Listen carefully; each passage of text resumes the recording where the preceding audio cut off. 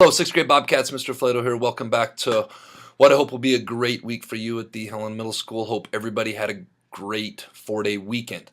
On this week's B.O.B Lesson, we're going to continue on part 3 of how to academically be successful at HMS, sharing 5 more tips with you. So let's get rock and roll on that. Hope you guys make it a great week. All right, and we are off and running on B.O.B Lesson Academic Success Part 3. But first, let's be our best this week at HMS. Let's be safe, let's be responsible, let's be respectful, and let's be a learner. All right, we are on to tip number 6, which deals with homework. Here at HMS, we have advisor time, which is a wonderful thing, but we got to be strategic and smart about how we use our advisor time.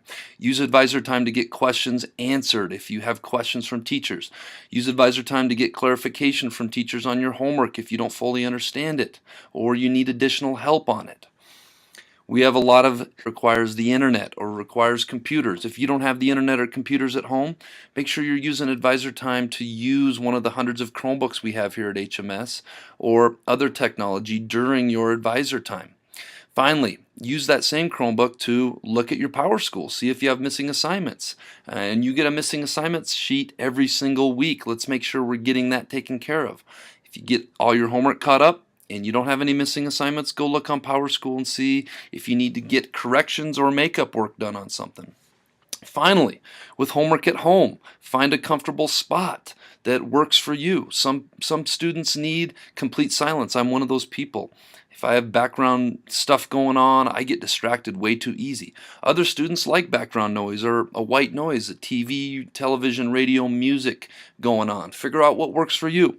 Some students like to do their homework later at night after they've went to ball practice and taken a shower and had their dinner. Some students need to do it right after school because if you're like me, as the night goes on, you get more and more tired and you want to wind down for the day. So which is right for you? The answer is there is no right answer. What works for Johnny might not work for Sally. What works for myself might not. Figure out what works for you, the right time in the environment, and make a dedicated time and environment decision and get it done. Tip number 7, be active in class discussions. Being active in class discussion helps you stay engaged and helps you keep your mind from straying. And I know 50 minutes is a long time for many of you to focus. If you're actively engaged in the class discussion, that 50 minutes is going to go a lot faster. Now let me clarify, this doesn't mean being active talking with your friends or being active trying to get your friends' attention. This is something that gets our Bobcats in more problematic situations. Off task is not a good thing. Let's stay on task, and the best way to stay on task is to remain active in class discussions. Don't be afraid of not knowing the answer or saying something stupid.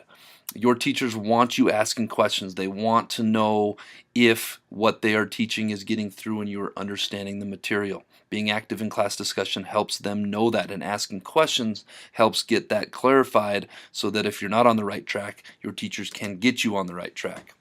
I just covered this. There's no such thing as a stupid question or comment.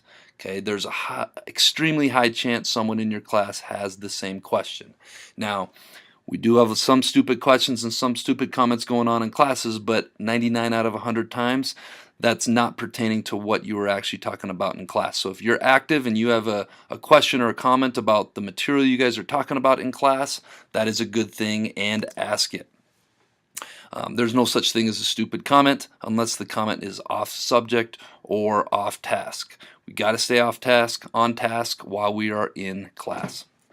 Tip number 8, be open to and ask for help when you need it. Every person in every aspect of life needs help from time to time. Needing help does not mean you are not a good student, does not mean you are dumb or not smart.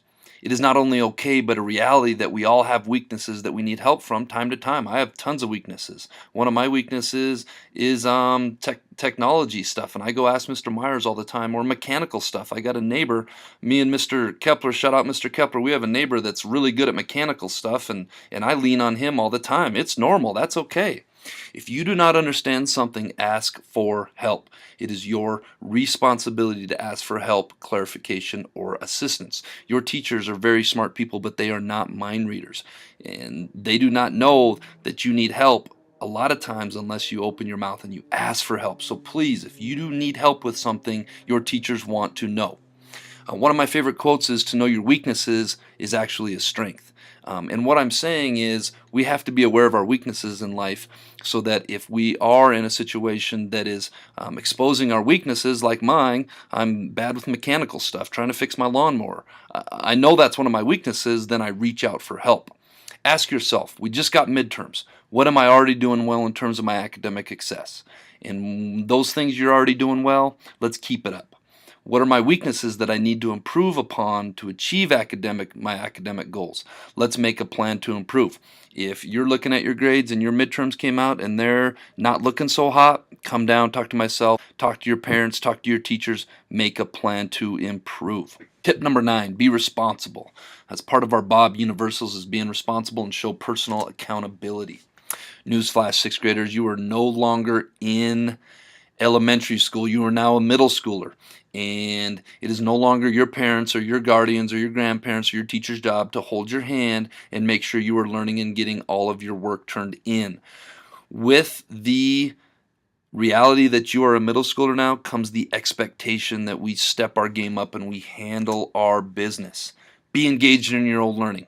Come to school every day ready to rock and roll and ready to learn something new. If you miss school, the work that you missed is your responsibility to get caught up. I cannot believe how many kids I come across that they miss school and they think that, oh, whatever we did, it just vanishes into thin air and I don't have to do it. It doesn't vanish into thin air. It is still your responsibility, and that's part of that piece of using advisor time responsibly and going and figuring out what you missed. And this is the one thing that gets students behind: missing school and not getting their work caught up. I talked about this in the earlier lesson. If you don't have technology at home, use your advisor time and school resources like the Chromebooks strategically and efficiently. If we don't have technology at home, we got to really make use of coming in before school, staying after school if you can. You can stay in at lunch. We'll get you in the net room at lunch to get extra time in with Chromebooks, or that advisor time. My final tip is tip number 10, be attentive. When you step in the classroom, you should place the entirety of your attention and focus on when or what's important now. Recess and lunch isn't important when you're in class. Issues with friends isn't important. We got to block that out and put that to the side. Upcoming sports practice or music practice or art practice is not important. Upcoming game event isn't important. Being attentive to class material and your teacher is important. Okay, let's give this a try. This will be fun. Count how many times the players wearing white pass the ball.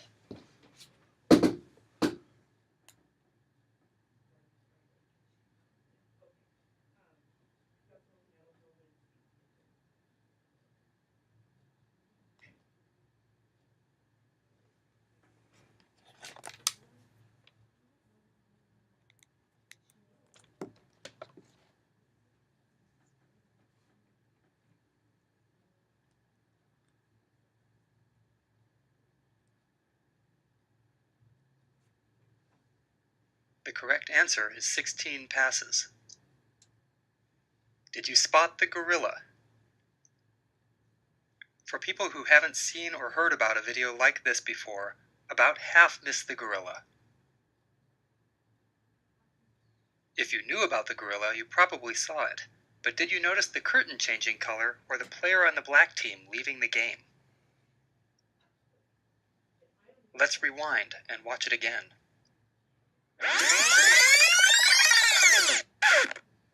Here comes the gorilla, and there goes a player, and the curtain is changing from red to gold.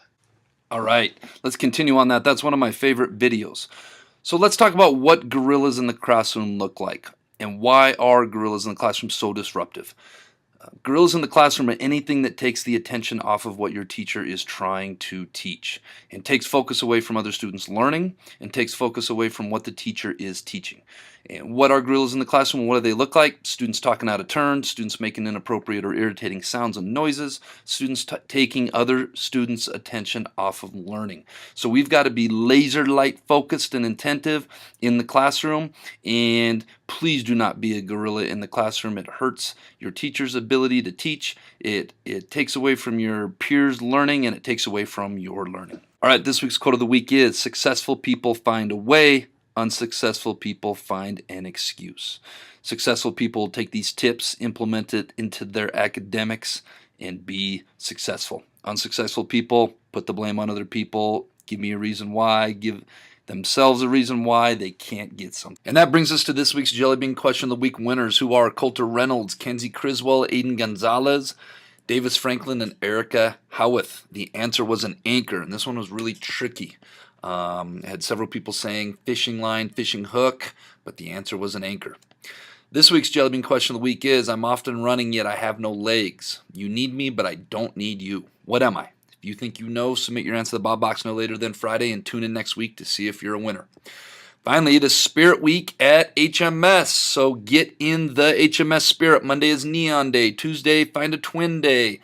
Wednesday is a sports team. Thursday is tall socks. And Friday is you can wear a Halloween costume if you have a ticket to the dance.